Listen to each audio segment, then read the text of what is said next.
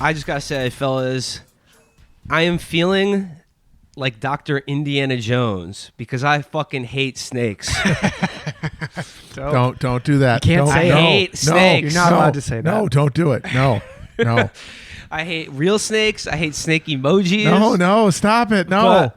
No, actually, You're doing tropes. No, I love the snake emojis. I hate what they represent, which is snakes. Don't you realize that snakes represent the original misogynistic myth? I saw that. Dude, it is so funny that the Liz lads and the Warren warriors, the Warren weebs, have all turned into Jordan.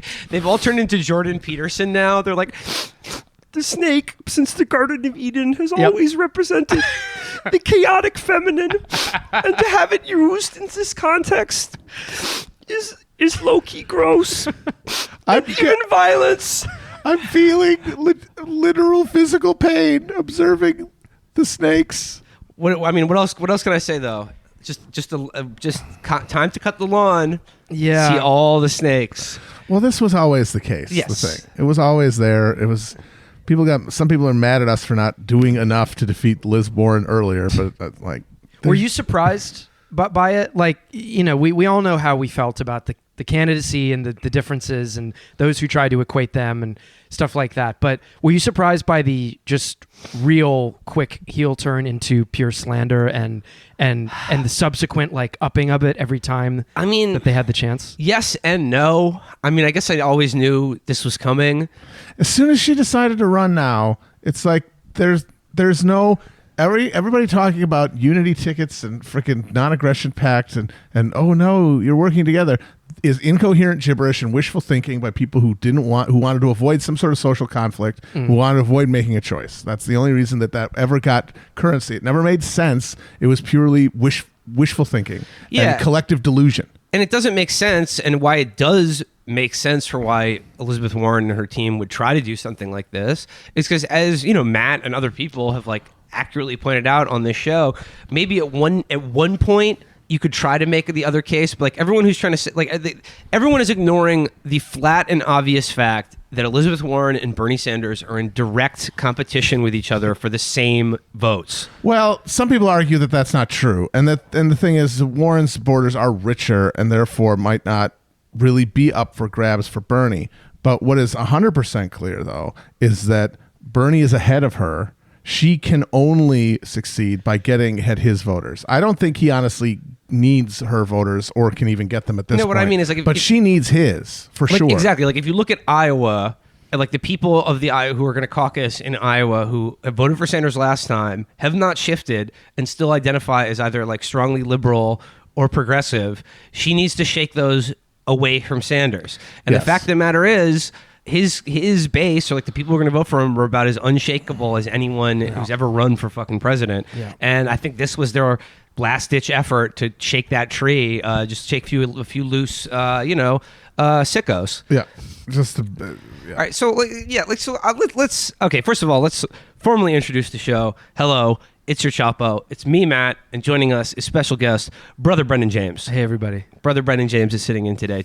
And I guess, what's on everyone's mind, we all watched the lying fake news, Clinton News Network debate on the other night. Holy shit. And that is actually what was shocking to me.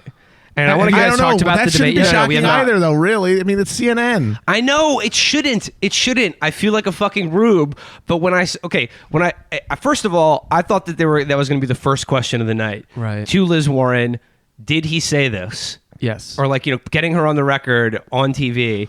But they buried it. They put it 40 minutes back after an unbearable opening 30-40 minutes of Wilt Blitzer just asking each one of them how much they want to go to war. Yeah. Or do they as commander in chief, how will you use the military to kill America's enemies? That was basically if Qasem Soleimani murdered Kitty Dukakis, would you support his execution? Yeah. Well, because you thought it would be the first question, and I thought that they wouldn't bring it up at all. Yeah. And the dialectic answer was that they buried it right in the middle so that enough people probably weren't really watching anymore, but they still asked it. And of course, we should point out, boosted their story. It was CNN's Yeah, story. MJ Lee was the person. Correct. At CNN. So like, what I guess again, I feel like a rube in that this shouldn't shock me, but the way they did it by asking Bernie Sanders, how do you feel about lying? And then he just said basically, well, like, I didn't lie. Like, that's not the case. When did you stop beating your wife? Yeah, exactly. And then they go directly to Warren and just ask her without blinking an eye, how did you feel when Bernie Sanders said that to you after he flatly denied saying what was in the very thing that's in question? Yeah. And then allowed her to essentially, backstop by them, allowed her to not, like, just say, like, imply that he's a liar without ever really explicating what was said. He just said, like, oh, we disagreed about that. Well, disagreed about what? Right. What was said at this meeting is the very thing in question. And the only two people in that meeting were Bernie Sanders and Elizabeth Warren, who are now saying diametrically opposed things about what was said at this supposedly private off-the-record meeting. And the story that started this all is based on 4 anonymous sources, 2 of which heard about it from the principal, Elizabeth Warren. The other 2 heard about it from the other 2. Right. So, like, this is just a massive game of telephone, and Elizabeth Warren has, and her campaign issued a statement. They just said, we disagreed on whether a woman could win in 2020. Yep. We disagree. I said this, like, or he said he was concerned that a woman could not beat Trump or not win in 2020. And she said, I disagreed.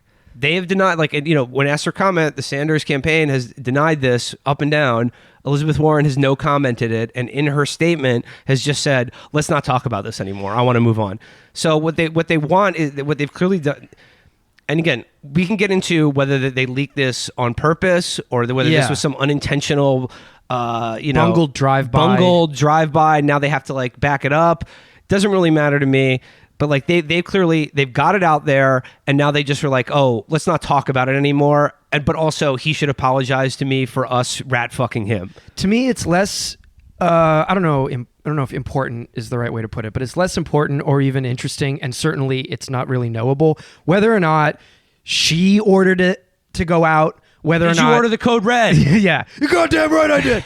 Or some very, very, because I mean, honestly, more and more, her people appear to be one of the scummiest staff out there running right now. I'm not trying to, like, let her off the hook, but her people, I could see them going through with this without even checking with her, just because they all think they're so clever and that it would be a brilliant deniable, but also, effective smear, et cetera, et cetera. The thing that seems to be agreed upon now is that she has been telling a version of this story for a very long time, and much like her Native American ancestry Her high story, cheekbones, yeah. Yeah, Had to have high cheekbones for a living, lying every day so I couldn't get in Harvard.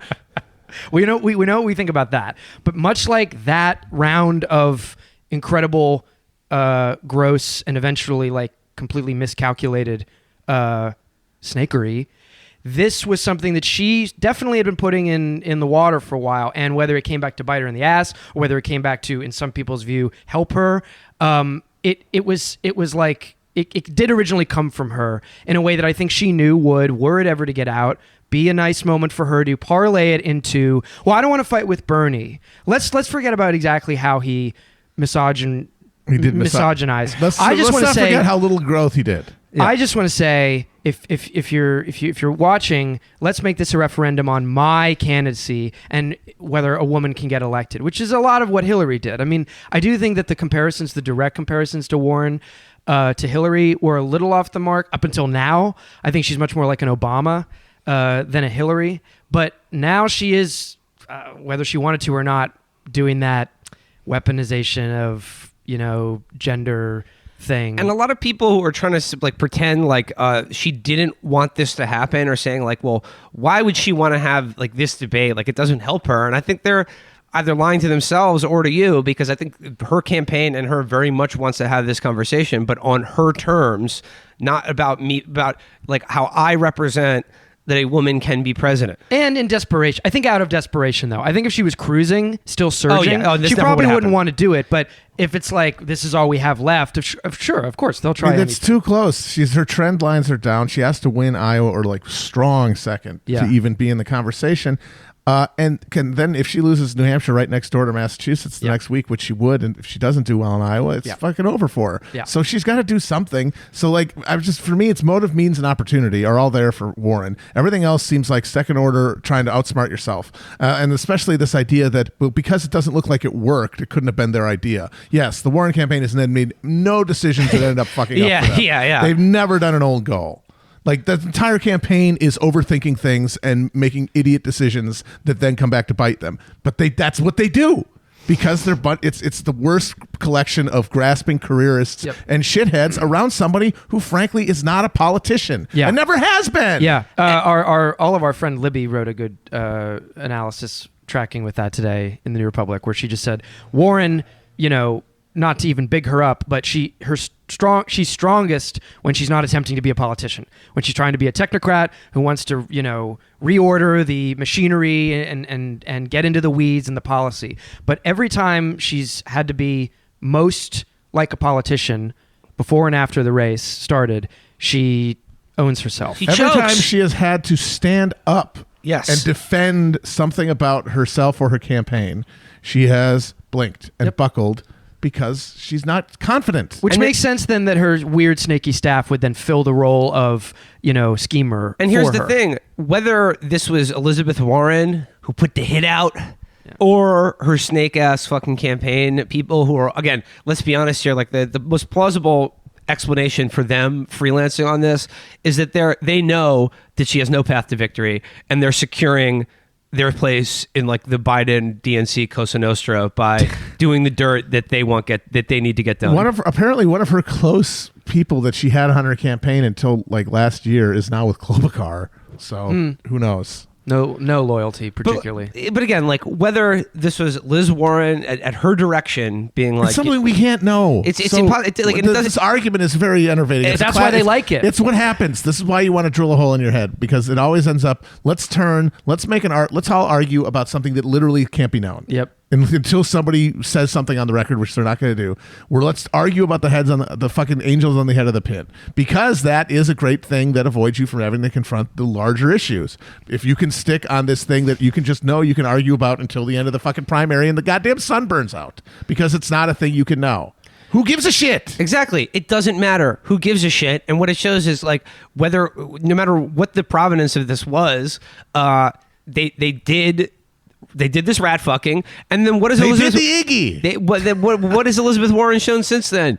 She doesn't even have the heart to really follow through with it. She did some fucking like half-assed accusation of him at the debate, and then had a canned fucking speech about how women can do anything. And a canned moment after the debate. Let's talk about that. Oh, God. Which CNN waited another news cycle to just be like, oh, guess what? We had the audio of this. This was lying around. I mean, this audio that was picked up by our Did they have mics cameras on and during the our debate? audio with our microphones. Wow, we found this in the fucking vault. Just every single thing about the lead up to this and the moment at the debate itself, it just stinks of just like a work from top to bottom.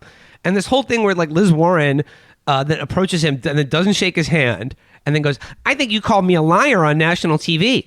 I think you just called me a liar on national TV. And then Bernie just, said, look, let's not get into this now. If you want to have this discussion, like we'll have another place, but you called me a liar. Sorry, like let's not do this now. Yeah. Walked away. But then Tom Steyer was just like, I just want to say hi to Bernie. It's a real treat. And he goes, yeah, okay, sure. Yeah. And he just walks away. I loved it. I'm glad they leaked yeah. that audio because it's exactly what I thought happened, and it was really funny. No, but it's just like, look, only two people were in that room. They're each saying the other person was lying. And then it's just a question of like, who do you believe? What reason do you have to like assess the credibility of their claims? And I'm sorry, Warren comes out terribly on every single level of that. Yeah. And the most tellingly, leaving aside the fact that Bernie Sanders tried to get her to run in 2016 and she didn't do it. The fact that he's been on record from as far back as the 80s saying publicly that he thinks a woman can and should be president, blah, blah, blah.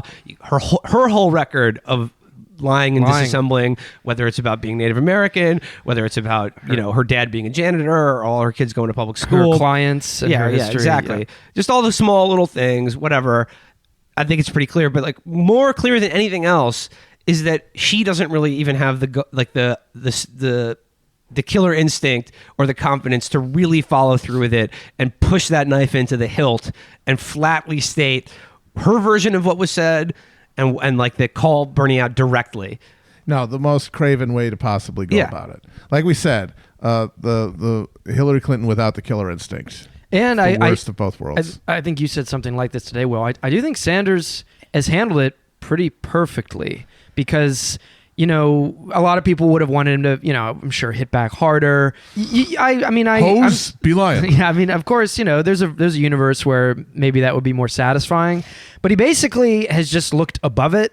During the debate, I'm sure some people saw them squabbling on stage and went, "Oh, I wish they'd, you know, just make up and get back to work." But he really hasn't tried to hit her that hard. Doesn't really need to. He's way ahead of her, and he hasn't said anything, you know, like she's being hysterical or something, you know, to a reporter, allowing them to fillet him and say, this proves her initial contention. And you know, today. One of my former colleagues at TPM apparently shouted out, "Are you a liar?" as he walked by, and he just gave them the fucking hairy eyeball and kept moving. And to someone else, he said, "We talked about the weather." You know, when they asked, you know, what was that about? When they go low, we go high. He's doing it more than fucking Camp Hillary or Warren or Biden ever have done. He seems to actually not be bothered.